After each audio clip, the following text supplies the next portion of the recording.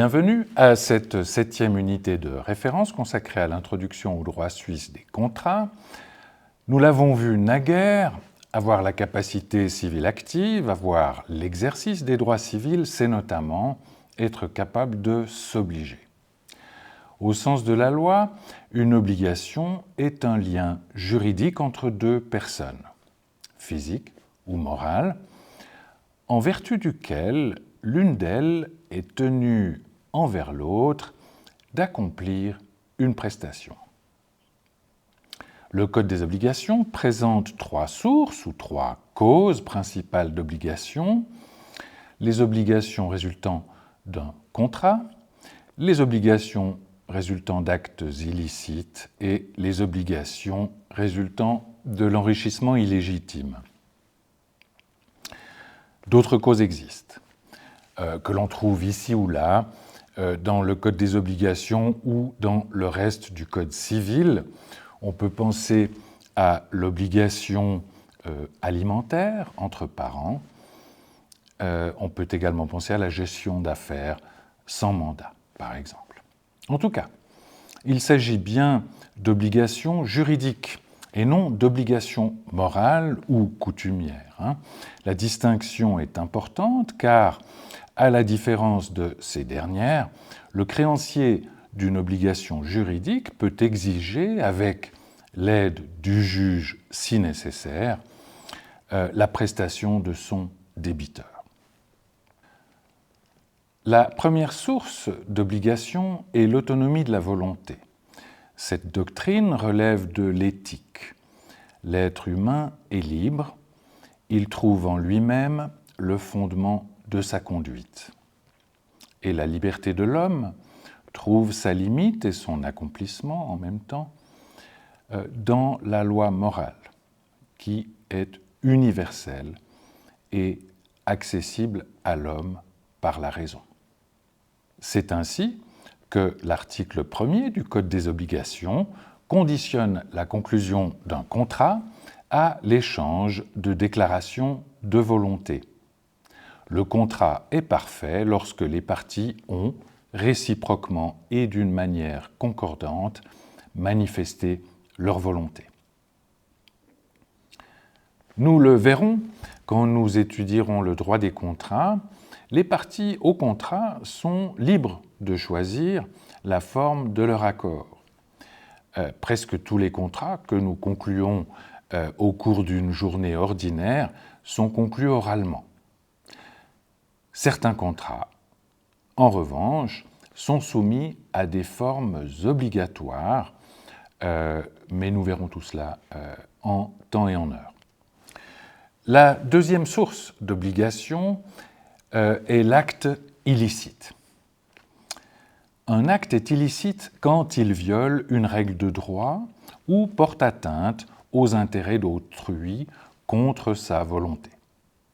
Celui qui est responsable d'un acte illicite doit réparer le dommage ainsi causé. C'est ce qu'on appelle la responsabilité civile. La loi distingue 2 types de responsabilité civile: la responsabilité pour faute et la responsabilité causale ou objective. Jeudi soir passé, Marco buvait une bière avec des amis quand il a reçu un message de son employeur qui lui ordonnait de livrer avant 21h un colis à l'aéroport de Sion. En sortant un peu vite du domaine de l'entreprise, au volant de son fourgon, Marco a mal jugé la largeur de la rue et, en tournant à gauche, il a heurté une voiture stationnée normalement au bord de la route, enfonçant la carrosserie sur toute la longueur du véhicule. Question: qui est responsable?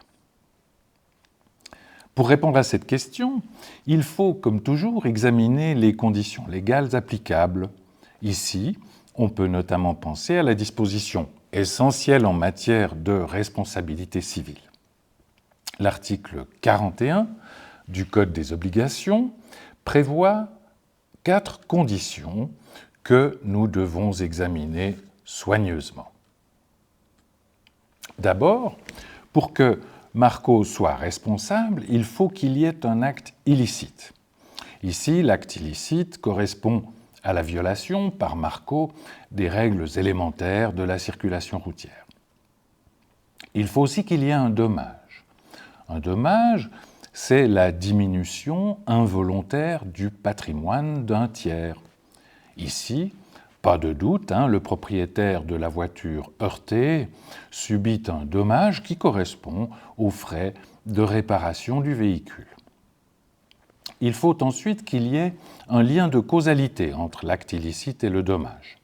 Pour faire simple, on doit se demander si, sans l'acte illicite, le dommage se serait tout de même produit. Ici, il faut bien admettre que si Marco n'avait pas perdu la maîtrise de son fourgon, la voiture parquée au bord de la route n'aurait pas été endommagée. Autrement dit, les dégâts sur la voiture ont bien été causés par le comportement de Marco. Enfin, il faut qu'il y ait une faute. On retiendra une faute, bien sûr, quand l'acte illicite était voulu, était volontaire. Mais on retiendra aussi une faute en cas de négligence et même en cas d'imprudence. Ici, Marco est clairement fautif, même s'il n'a pas fait exprès d'endommager la voiture. On pourrait aussi envisager la responsabilité causale de Luxor SA, l'employeur de Marco.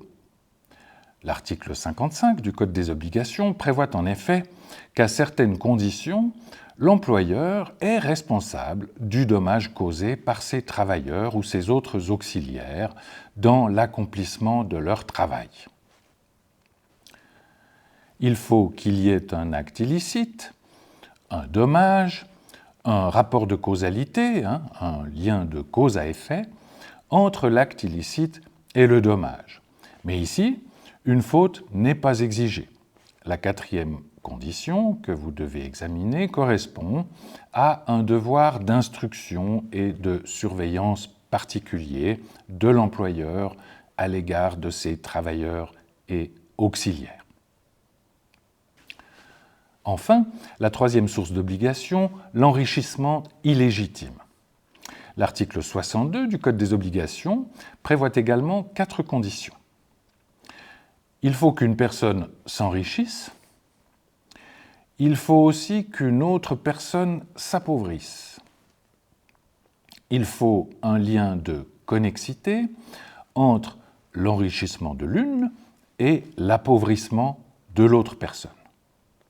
Enfin, il faut l'absence d'une cause légitime, autrement dit, celui qui s'est enrichi doit notamment restituer ce qu'il a reçu sans cause valable, en vertu d'une cause qui ne s'est pas réalisée, ou en vertu d'une cause qui a cessé d'exister. On pourra, par exemple, songer à la situation de celui qui paye par erreur 2 fois la même facture. Il a droit à la restitution du deuxième paiement effectué, puisque ce paiement est effectué sans cause, sans raison valable. D'accord ? Voilà. Alors, j'ai mis quelques exercices et références en annexe pour guider votre travail. À bientôt.